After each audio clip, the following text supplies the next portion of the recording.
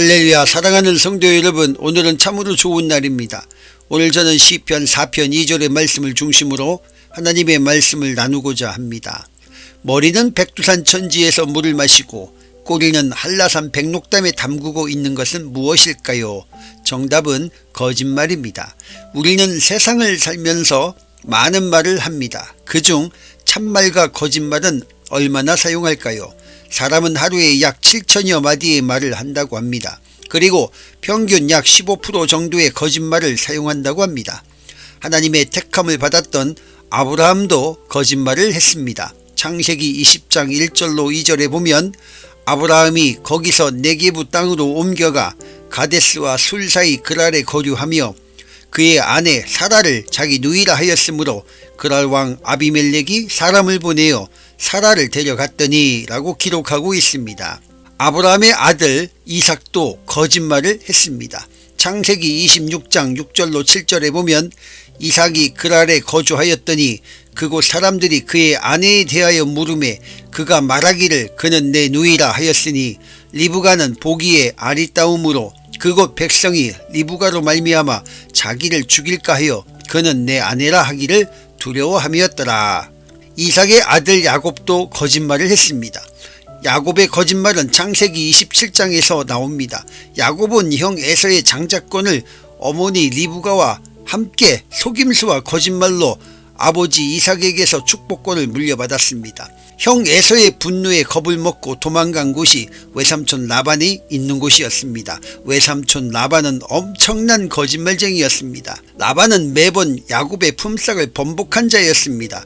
창세기 31장 41절에 보면 내가 외삼촌의 집에 있는 이 20년 동안 외삼촌의 두 딸을 위하여 14년 외삼촌의 양떼를 위하여 6년을 외삼촌에게 봉사하였거니와 외삼촌께서 내 품삯을 10번이나 바꾸셨으며 라고 기록하고 있습니다.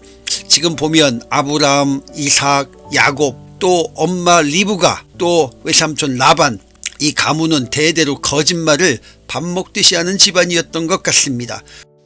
이 새끼 아무튼 입만 벌리면 거짓말이 자동으로 나와. 그뿐만이 아니었습니다. 야곱의 자녀들도 야곱을 상대로 거짓말을 했습니다. 창세기 37장에 보면 야곱의 자녀들은 요셉을 노예상에게 팔아버리고 아버지에게는 짐승에게 당해 죽었다고 거짓말을 합니다.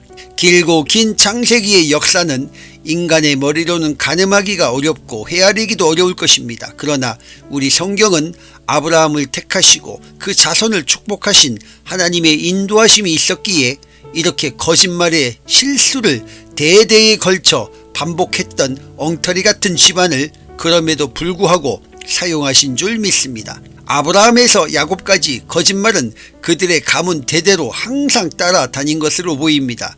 위기의 순간 인간은 연약함을 드러내기 때문입니다. 그래서 그 연약함을 감추고자 거짓말을 하는 것입니다. 사랑하는 성도 여러분, 우리는 정직한 말을 해야 합니다.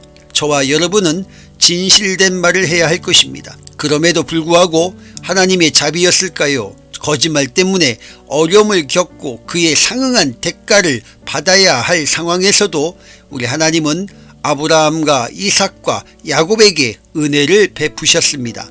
하나님의 은혜가 아니었다면 아브라함의 인생뿐만 아니라 가문은 멸문지화를 당하고 말았을 것입니다. 저도 지금까지 살아오면서 많은 거짓말을 했던 것 같습니다. 창피하지만 셀 수 없을 정도로 많았을 것입니다. 어디 저뿐이겠습니까?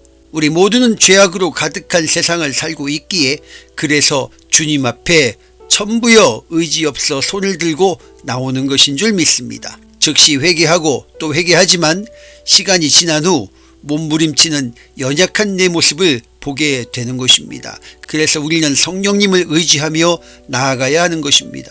나 혼자 싸우고 기도하기에 거짓말의 위력은 그렇게 호락호락한 상대가 아닙니다. 그러므로 사랑하는 성도 여러분, 반드시 꼭 명심하십시오. 성령님을 항상 의지하고 존중하며 인격적으로 동행하시기를 예수님의 이름으로 축복합니다. 그렇다면 거짓말의 열매는 무엇이겠습니까? 오늘날 대한민국이 왜 이렇게 되었을까요? 거짓말을 밥 먹듯이 하는 정치인들 때문입니다. 자기가 한 말은 기억이 안 난다 하고 자기에게 유익한 것은 물고 뜯고 싸워서라도 쟁취하는 습성 때문일 것입니다. 그럴 때마다 우리 크리스찬들이 바르지 않고 옳지 않은 것을 분명하게 지적해 줘야 했습니다. 정치를 하는 위정자들이 거짓말로 순간을 넘기면 그만이라는 생각으로 지금까지 그렇게 해온 것입니다. 그런 악한 행동이 오늘날 대한민국의 가짜뉴스를 양산하였고 지금 이 순간에 겪고 있는 혼란한 정국이 그 열매를 대신해서 보여주고 있는 것입니다. 그러므로 이제는 거짓말하는 악한 영을 분별하고 기도로 묶어버려야 할 것입니다. 우리가 기도할 때 흔히 악한 영의 역사를 막아달라고 기도합니다.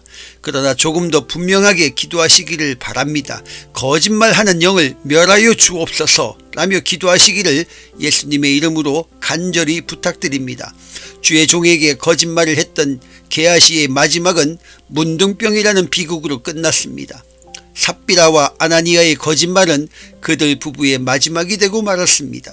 우리는 항상 정직한 말, 진실된 말을 해야 할 것입니다. 우리 대한민국이 속히 안정화되기 위해서는 우리의 거짓말했던 과거의 악행들을 먼저 회개하고 거짓말을 양산하는 악한 영들을 제거해달라고 기도해야 할 것입니다. 한 주간 주 안에서 악한 영과 싸워 승리하시는 저와 여러분 되시기를 예수님의 이름으로 축복합니다.